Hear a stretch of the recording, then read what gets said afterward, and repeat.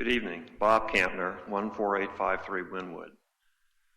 I am one of the local neighbors who was involved in the discussion of the first round of SUP conditions to which the last speaker just referred.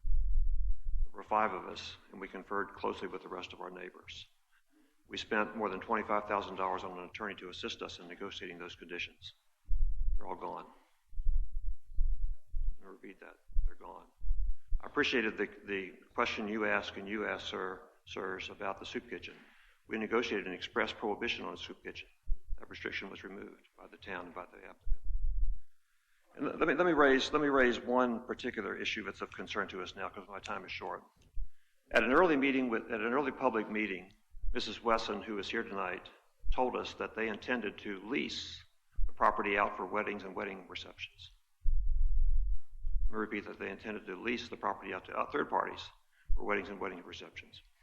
And with regard to parking, what she told us was, if they had more people come to the wedding or wedding reception than the parking lot could accommodate, all they had to do was call the Addison Police Department and get a parking exemption.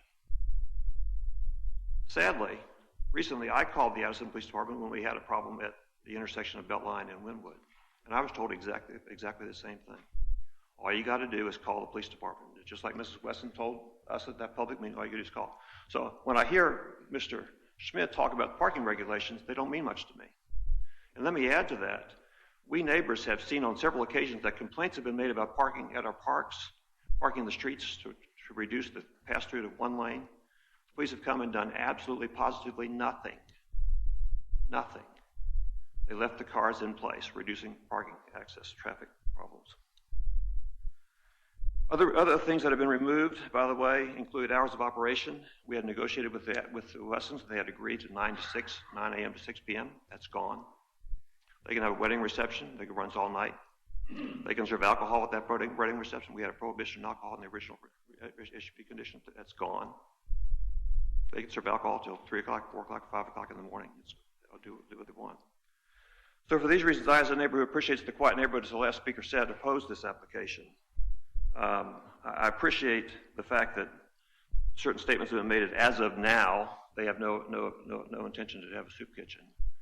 They probably will say they have no intention to do other things. But as the last speaker just said, if you approve this SUP application, it runs with the property to whomever purchased that property. It lasts forever unless it's modified. We cannot have the conditions that are put forth as a neighborhood. The old church, by the way, by people who have seen it, including my next door neighbor Stan and Stu and Kay Beatty, former PNC commissioner and mayor, council member, was 10 to 20 people. Is there any limitation now? I understand they want 150.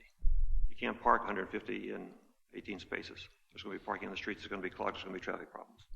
I oppose the application. Thank you. Skinner, thank you.